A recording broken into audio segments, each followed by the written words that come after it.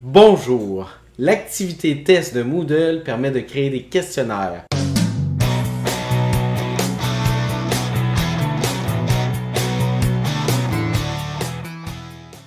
Dans ce tutoriel, je vais vous montrer comment l'élève fait pour répondre à ces questions dans un quiz, comment faire pour naviguer à l'intérieur du quiz et dans Moodle, comment faire pour voir sa note finale suite à un examen, comment faire pour revoir son questionnaire après un examen. Constituer une très grande variété de types de questions. Ces questionnaires peuvent être faits avec ou sans feedback et également avec ou sans notes, ce qui permet à l'enseignant de l'utiliser de plusieurs façons.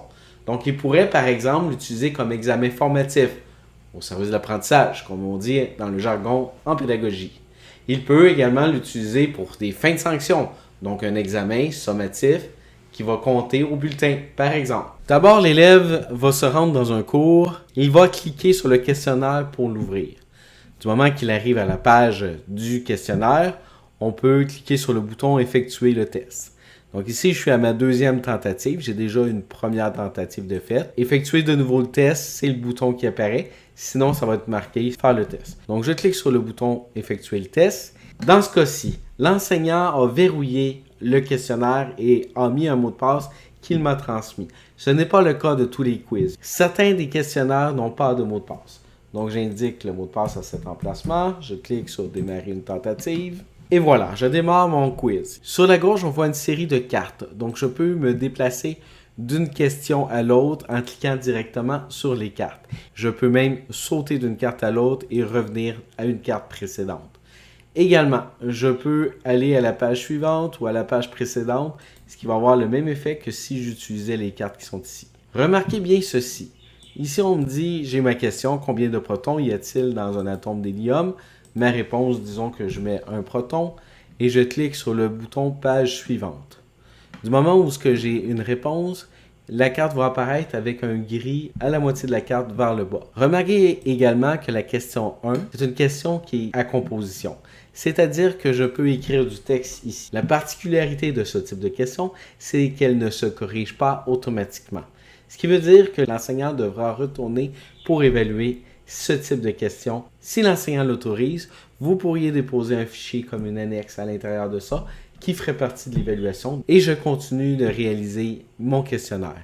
Remarquez bien une chose, si je n'ai pas terminé le questionnaire, je suis dérangé, je dois sortir du questionnaire, c'est possible de le faire. Donc je reviens dans mon cours, le questionnaire n'est pas terminé, mais là, je pourrais cliquer dessus pour revenir éventuellement plus tard, puis je vois que ma tentative numéro 2 est toujours en cours.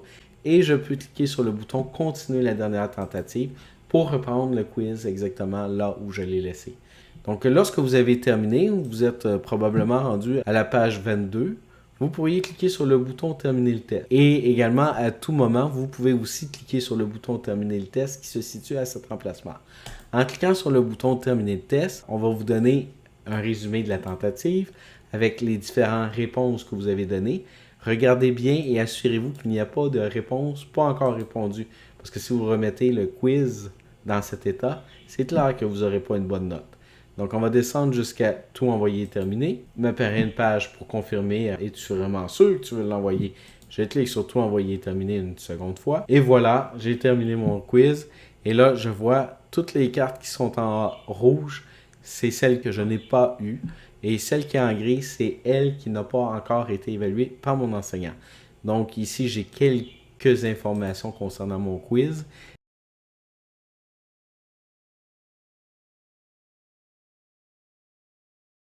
Et je peux revoir toutes les réponses que j'ai données. Lorsque j'ai terminé, je clique sur « Terminer la relecture ». Remarquez que si je reviens dans mon cours et je clique sur le questionnaire que je viens de faire, ici, on voit les deux tentatives que j'ai faites et je peux relire chacune des tentatives en cliquant sur « Relecture » et je verrai toutes les réponses que j'ai données moi-même à ce quiz. Voilà ce qui complète ce tutoriel. J'espère que vous avez aimé. Si c'est le cas, n'hésitez pas à cliquer sur le pouce « J'aime », à vous abonner à la chaîne et à activer les notifications. Au revoir!